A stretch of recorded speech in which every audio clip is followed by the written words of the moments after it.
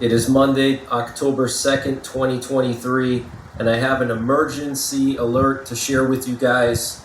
Right now it is 8:47 p.m. Eastern Time here in the United States, and we have some unusual nuclear warplane activity, and we also have a nuclear bomber airborne, and we also have a massive amount of nuclear attack options being broadcasted to U.S.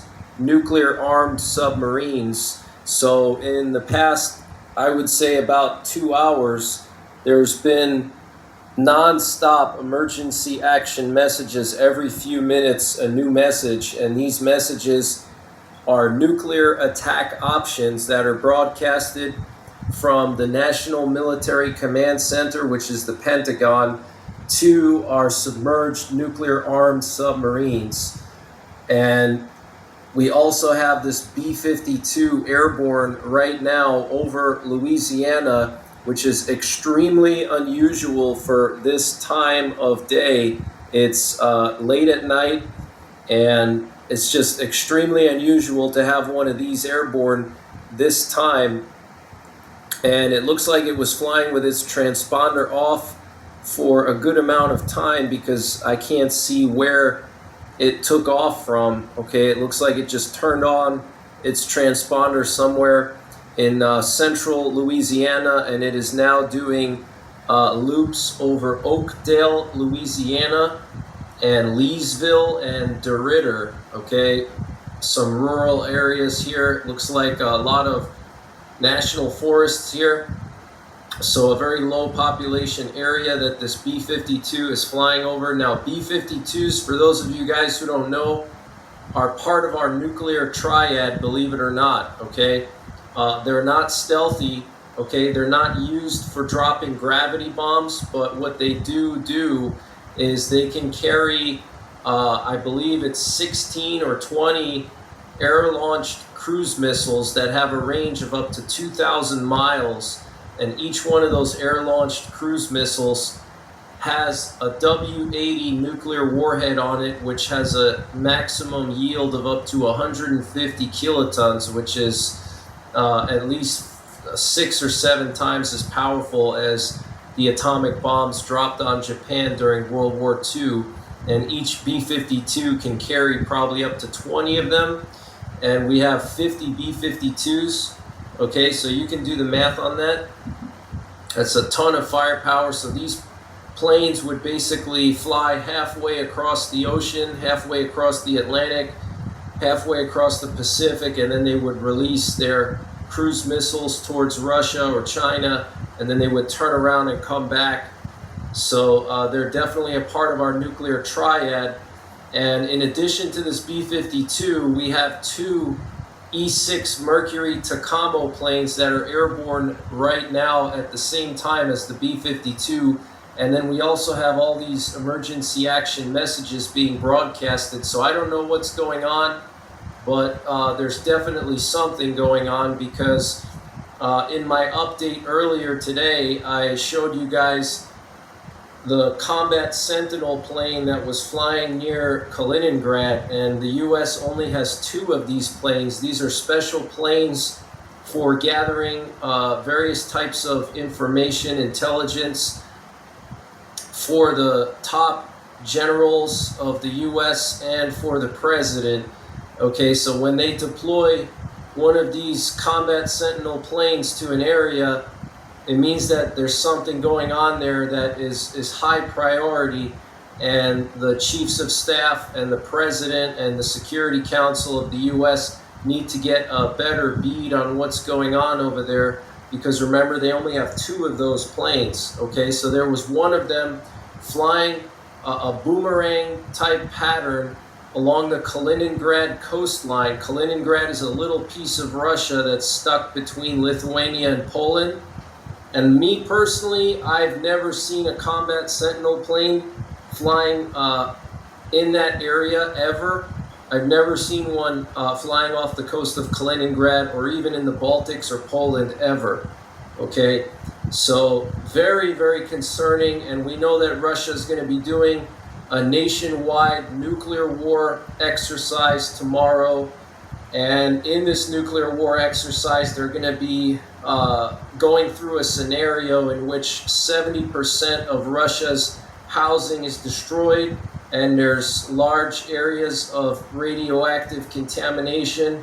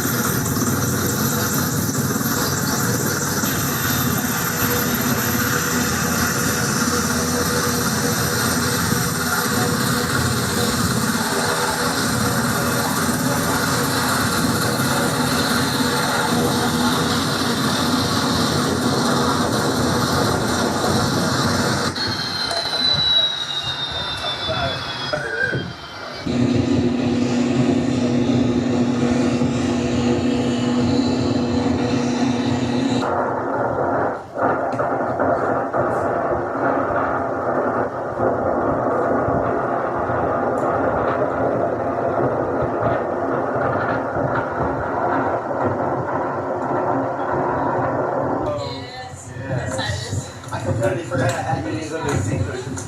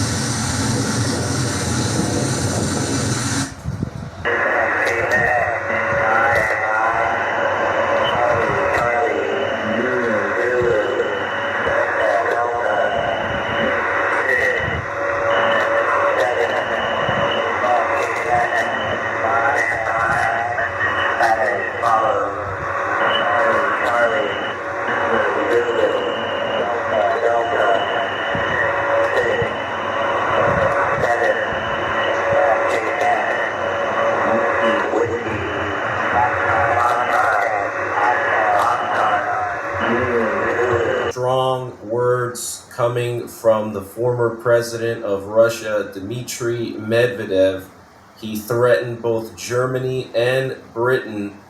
So I want to update you on that, and I also want to update you on the situation with Serbia and Kosovo. And I also want to share with you guys some interesting flight paths from the last 24 to 48 hours. We had several nuclear war command and control planes in the air over the weekend. We also had some unusual activity in the Baltic countries in Europe. Okay, some unusual NATO reconnaissance activity, so I'll show you guys that. But first I want to talk about this situation with Medvedev threatening Britain and British soldiers and Germany. So if you're not aware, over the weekend, the defense minister of Britain, the new